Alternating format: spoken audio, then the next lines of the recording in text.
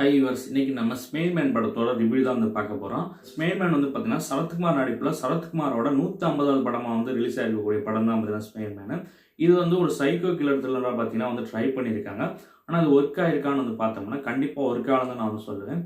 ஏன்னா ராட்சசன் படம் வந்து உங்களுக்கு தெரியும். ராட்சசன் படம் அந்த டைமில் தொடர்ந்து பார்த்தீங்கன்னா அதுக்கப்புறம் வெறும் சீரியல் கில்லர் படமாக வந்து வந்துகிட்டு இருந்துச்சு. எங்கிட்டு பார்த்தாலும் வாரத்துக்கு ஒரு படம் வந்து பார்த்தீங்கன்னா சீரியல் கில்லர் படம் வந்து ரிலீஸ் ஆயிரும். ஸோ அந்த மாதிரி ஒரு ட்ரெண்ட் செட்டர் படம்னு சொல்லலாம் ராட்சசனை. ஆனால் ராட்சசனுக்கு அடுத்து தமிழில் வந்து எந்த ஒரு சீரியல் கில்லர் படமே பார்த்தீங்கன்னா ராட்சசன் அளவுக்கு வந்து இல்லை. ஏன் அது பக்கத்தில் கூட நெருங்கணும்னு வந்து சொல்லணும். ஆனால் போர் தொழில் படம் மட்டும் பார்த்தீங்கன்னா வந்து நல்லா வந்து எடுத்திருந்தாங்க. நல்லாவே வந்து வந்துருந்துச்சு. ராட்சசனை ஈக்குவல் பண்ணலனாலும் ஓரளவுக்கு பார்த்தீங்கன்னா நல்லா சூப்பராக வந்து எடுத்திருந்தாங்க. ராட்சசன் வந்து ஹிட் ஆனோன்னா சீரியல் கில்லர் படம்லாம் பார்த்தீங்கன்னா மக்களுக்கு பிடிக்குது, ஹிட் ஆகிடும் சொல்லிட்டு இப்போ நினப்பில் வந்து எடுக்கிறாங்களா என்னன்னு வந்து தெரியல. தொடர்ந்து பார்த்தீங்கன்னா வரிசையாக சீரியல் கில்லர் படம் தான். இப்போ இந்த ஸ்மெயில்மேனோட கதை வந்து என்னென்னு பார்த்தோம்னா வழக்கமான சீரியல் கில்லர் படத்தோட கதை தான். ஒரு போலீஸ்காரர் வந்து இருக்காரு. தொடர்ந்து பார்த்தீங்கன்னா கொலைகள் வந்து நடந்துகிட்டு இருக்கு.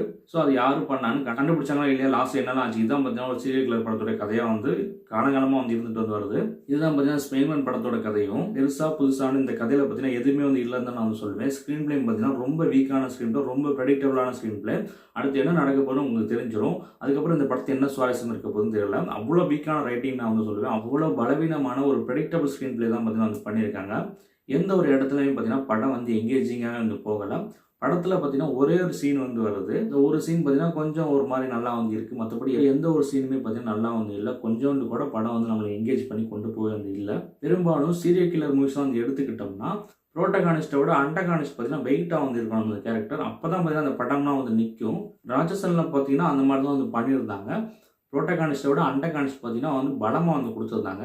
இது வந்து சீரியல் கில்லர் படத்துக்காகன்னு மட்டும் கிடையாது. எந்த ஒரு படமாக எடுத்துட்டிங்கனாலும் வில்லன் வந்து பலவீனமாக இருந்தாலும் அந்த படம் நல்லா இருக்காது. வில்லனை வந்து பலமாக வந்து காட்டணும். ஹீரோவை விட பலமாக வந்து காட்டலாம். வில்லன் வீக்கான படம்லாம் எடுத்து பாருங்க, கண்டிப்பாக ஒரு ஃப்ளாப் படமாக தான் இருக்கும். வில்லன் வீக்கான எந்த படமே பார்த்தீங்கன்னா வந்து ஒர்க் ஆகாது.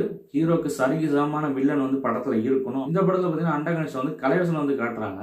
கலையரசனை ஃபஸ்ட்டு அண்டகானிஸ்ட்டை வந்து ஏற்றுக்க முடியுமா சொல்லுங்கள்?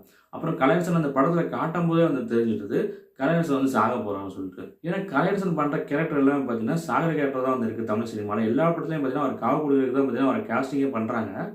ஸோ அப்படி இருக்கப்போ ஒரு சீரியல் கில்லர் படத்தில் கலையரசனை வந்து காட்டுறாங்க. எந்த படம் பண்ணாலும் சரி கலையரசனை காட்டும் போது வந்து தெரிஞ்சது இந்த ஆளை கொல்ல போகிறாங்கன்னு சொல்லிட்டு. இந்த படமே பார்த்தீங்கன்னா ஸ்க்ரீன் பிளே அவ்வளோ வீக்காக வந்து போயிட்டுருக்கு. அடுத்து நடக்க போகிற சீன் முன்னாடியே நமக்கு வந்து தெரிஞ்சிருது. கிளைமேக்ஸ் வரைக்கும் என்ன நமக்கு வந்து தெரிஞ்சிருது. இதுக்கிட்ட கலையரசனை வேற வந்து கொண்டு வந்து காட்டுறாங்க. எப்படி இருக்குன்னு ஒன்று சொல்லுங்கள். ஏன்டா இந்த படத்தை போட்டு பார்த்தோங்கிற மாதிரி இந்த படம் போயிட்டு இருக்கப்போ கலையரசன் வேற கொண்டாந்து காட்டி இன்னும் ப்ரெடிக்டபிளாக வந்து ஆக்குறாங்க. யாராச்சும் சும்மா இருக்க முடியாமல் நானும் ஒரு சீரியல் கில்லர் படம் வந்து எடுக்கிறேன்னு சொல்லிட்டு எடுத்தால் எப்படி இருக்குமோ அப்படி தான் பார்த்தீங்கன்னா இந்த படம் வந்து இருக்குது. சரத்குமார் பார்த்தீங்கன்னா எப்பயும் போலோட பெர்ஃபார்மன்ஸ் வந்து நல்லா வந்து கொடுத்துருக்காரு. ஏன் அவரோட 150வது படம்லாம் நல்ல படமாக செலக்ட் பண்ணி நடிக்கலாம். ஏன் இந்த படத்தை செலக்ட் பண்ணார் வந்து எனக்கு சத்தியமாக வந்து தெரில.